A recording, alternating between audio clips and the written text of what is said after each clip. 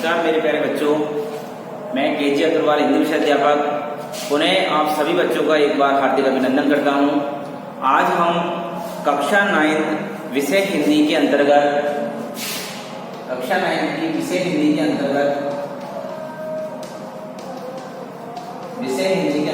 एक बहुत ही सुंदर कहानी का सारांश पढ़ने जा रहे हैं। एक कहानी है, इसका बहुत ही सुंदर सारांश मैं आपके सामने प्रस्तुत करने जा रहा हूं। उस कहानी का नाम है दो बैलों की कथा। दो बैलों की कथा। हम इस कहानी को पढ़ने जा रहे हैं। इससे पहले मैंने कल की वीडियो में आपके सामने मुंशी प्रेमचंद जी को लेकर के, जो कि इस कहानी के लेखक हैं, इनके परिचय के विषय में मैंने आपको कल की वीडियो में विस्तार से समझा दिया था। आज हम पढ़ेंगे दो बैलों की कथा। देखिए, सबसे पहले हमारा प्रश्न बनता है कि कहानी का नाम ही क्या है? दो बैलों की कथा।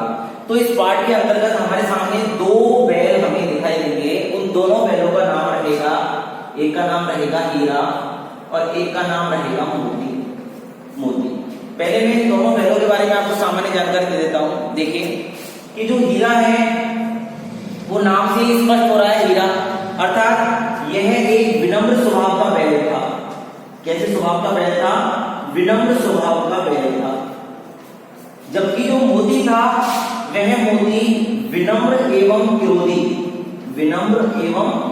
क्रोधी दोनों ही स्वभाव को अपने साथ रखता था। यह जो था यह विनम्र भी था और क्रोधी भी था, जबकि हीरा विनम्र स्वभाव का था, टोटली विनम्र स्वभाव का, हमेशा विनम्रता से काम लेता था। अब आप जानते हो कि अच्छा व्यवहार किसका होगा? हीरा का।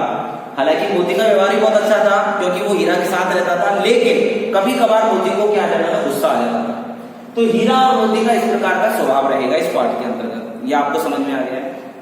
दूसरी बात कि दोनों ही एक दूसरे से बहुत प्रेम करते हैं। आज तक आपने इंसानों के भावात्मक रूप को जाना है कि एक इंसान दूसरे इंसान की कैसे मदद करता है। आज आप इस पाठ की कहानी में हीरा और मोती के स्वभाव को देख करके पहचानोगे कि जो इंसान बोल करके अपना स्वभाव दूसरे व्यक्ति के साथ अच्छे व्यवहार में प्रकट करता है, वो ये दोनों बैल, ये दोनों पशु अपनी मूक भाषा में, जिसको हम नहीं समझते, उसमें अपना किस तरीके से एक दूसरे के प्रति अपना कर्तव्य प्रस्तुत करेंगे। तो यह पाठ एक किसान के परिवार से संबंधित है।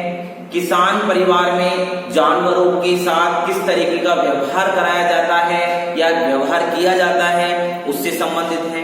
आगे मैं बात करूं तो इस पाठ के अंतर्गत हम देखेंगे कि जो किसान है वो किसान भी अलग अलग तरीके के होते हैं और उन किसानों के साथ इन जानवरों का भी अलग अलग तरीके का व्यवहार होता है। मेरे बच्चों, यहाँ तक की बात समझ में आई? अब देखिए, अब मैं पाठ की कहानी स्टार्ट कर रहा हूँ, उसको ध्यान से सुनना है आपको, बहुत ही समझदारी से। देखिए, इस पाठ की झूरी और काची यह मुख्य पात्र है। झूरी नाम का जो व्यक्ति होता है वो व्यवसाय से एक किसान होता है। क्या होता है मेरे बच्चों? किसान होता है। यस, क्या होता है? किसान। ये जो झूरी है, जो किसान है, इसने इन हीरा मोती नाम के दोनों बैलों को पाला है। हीरा मोती नाम के दोनों बैलों को पाला है। झूरी नाम है। यह हीरा और मोती से बहुत प्रेम करता था। हीरा और मोती से बहुत क्या करता था? प्रेम। हीरा और मोती भी अपने मालिक झूरी के प्रति बहुत ही सुंदर तरीके से अपना स्नेह प्रकट करते थे, अर्थात प्रेम प्रकट करते थे। अब आप देख सकते हो झूरी का हीरा मोती से क्या संबंध था और हीरा मोती का झूरी से क्या संबंध था। सबसे पहले हम बात करें तो आप लोगों ने एक बात सुनी होगी कि एक जानवर होता है जिसका नाम होता है गधा। क्या नाम होता है? गधा। गधा जानवरों में सबसे सरल स्वभाव का होता है, ये इस पाठ के अंदर बताया गया है। गधा जो होता है वो स्वभाव में सबसे सरल होता है और वही गधा कभी अपने ऊपर हो रहे जुल्म को लेकर के किसी के ऊपर अत्याचार नहीं करता है, अर्थात उसे ना मारता है ना पीटता है, बस बेचारा मार खाता रहता है, अत्याचार सहता रहता है। लेकिन कहावत में आता है कि गधा का एक छोटा भाई होता है जिसका नाम होता है बैल। जिसका नाम क्या होता है? बैल। ये बैल भी लगभग गधा के समान ही स्वभाव में होता है, लेकिन कभी कभार बैल को जब गुस्सा आ जाती है तो वो अत्याचार करने वाले व्यक्ति के साथ अपमानजनक व्यवहार कर लेता है, अर्थात उसको लात दे देता है, उसको सींगों से मार देता है। कभी कभार बैल ऐसा कर देता है, लेकिन गधा कभी नहीं कर सकता। इसलिए इस पाठ में गधे के स्वभाव की तुलना ऋषि मुनियों से की गई है। किससे की गई है मेरे प्यारे बच्चों? ऋषि मुनियों से की गई है कि जिस तरीके से ऋषि मुनि शांत स्वभाव के होते हैं, उसी प्रकार से गधा भी शांत स्वभाव का होता है। ओके, यहां तक की बात क्लियर। अब मैंने आपको बताया था कि झूरी ने बैलों को पाल रखा था, बैल के स्वभाव के बारे में बता दिया कैसा होता है, लेकिन हीरा इसमें विनम्र स्वभाव का है, जबकि मोती इसमें कैसे स्वभाव का है?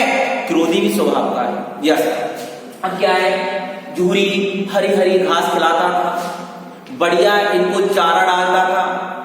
ये लोग भी दोनों बैल खेत में बढ़िया तरीके से काम करते थे, किसी प्रकार की कोई दिक्कत नहीं है, किसी प्रकार की कोई समस्या नहीं है। लेकिन जो झूरी की पत्नी थी, वो मन ही मन में इन दोनों बैलों से जलने लग गई, अर्थात ईर्ष्या करने लग गई। क्यों? क्योंकि झूरी इन बैलों से काम तो कराता था कम और इन्हें खाना खिलाता था अधिक। तो झूरी की पत्नी कहती है कि आप इन पर इतना समय खर्च मत किया करो, आप इनके लिए ऐसे पागल मत हुआ करो, आपको इन्हें इतना ही महत्व देना है जितना ये काम करते हैं। लेकिन झूरी अपनी पत्नी की एक ना सुनता, झूरी कभी भी अपनी पत्नी की एक भी ना सुनता। अब क्या होता है? जो हीरा और मोती है, इन दोनों के जीवन में अचानक से एक बहुत ही खतरनाक मोड़ आता है। बढ़िया खुशहाल जी रहे थे, लेकिन क्या होता है कि जो झूरी है, उस झूरी का साला होता है, साला जानते हो ना, मतलब उसकी पत्नी का भाई साला, उसका नाम होता है गया। क्या नाम होता है? गया। ये नाम है गया, ऐसा मत समझ लेना गया का मतलब गया। गया क्या है मेरे बच्चों? एक नाम है। यस, आगे सुनिए आप लोग। देखा मेरे बच्चों कि किस तरह से गया झूरी काची के घर पे आता है और आकर के दोनों बैलों को ले जाने की बात कहता है। दोनों बैल गया के साथ जाने से इनकार कर देते हैं कि हम गया के साथ नहीं जाएंगे, अर्थात गर्दन हिला देते हैं। लेकिन गया जोर जबरदस्ती से और झूरी की पत्नी के कारण से हीरा मोती को अपने साथ ले जाने में सफल हो जाता है।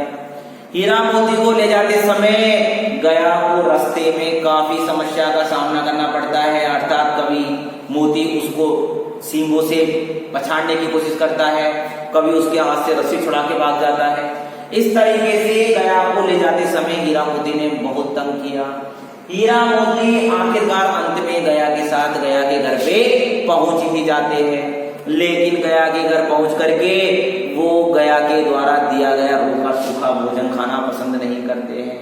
गया उन्हें दिन भर काम कराता, सुबह काम कराता, शाम को काम कराता, रात को काम कराता, लेकिन खाने को सूखा भूसा देता, जो भी थोड़ा सा।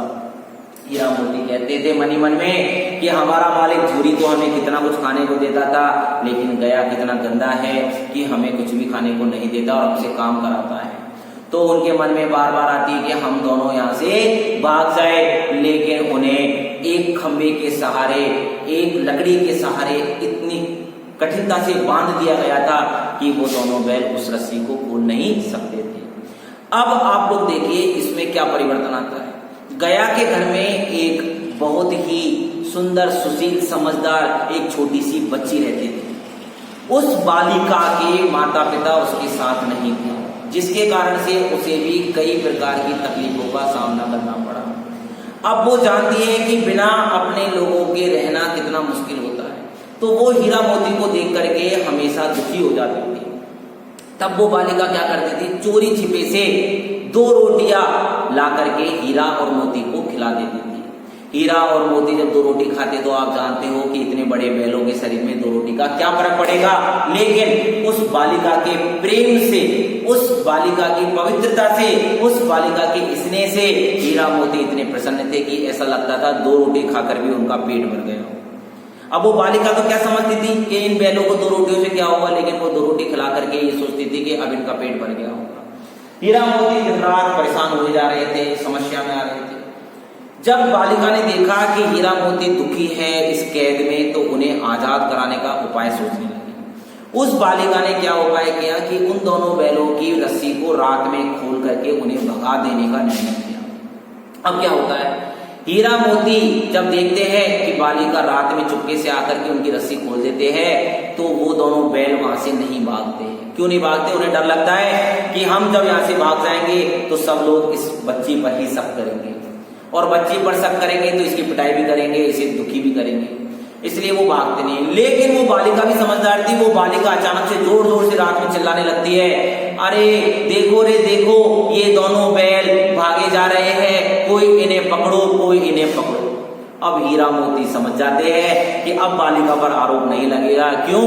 क्योंकि हम दोनों तो अब अपनी मर्जी से भाग रहे हैं, रस्सी तुड़ा करके भाग रहे हैं, सबको ऐसा लगेगा। तो दोनों बैल वहां से ऐसे भगते हैं, बिल्कुल हवा की तरह, सन्नाटे की तरह। अब वो दोनों जब जाते हैं तो जाकर के वो किसी के हाथ में नहीं आते हैं। अब क्या देखते हैं हम कि हीरा मोती वहां से भाग करके बहुत दूर एक एकांत जगह पर पहुंच जाते हैं, और जो कई दिनों से भूखे थे, तो इस भूख को मिटाने के लिए कुछ खाने की तलाश करते हैं कि हमें कुछ खाना मिले जिसे हम खा करके अपना पेट भरें। अब आप लोग आगे के परिदृश्य में जो कुछ घटना घटित होती है उसे आप नेक्स्ट वीडियो के अंदर देखोगे। आज के लिए इतना ही मेरे प्यारे बच्चों, इसे ध्यान से सुनना, समझना, जहां जहां नोट्स बन सकते हैं वहां कॉपी में नोट्स अवश्य लिखना। आज के लिए इतना ही, धन्यवाद।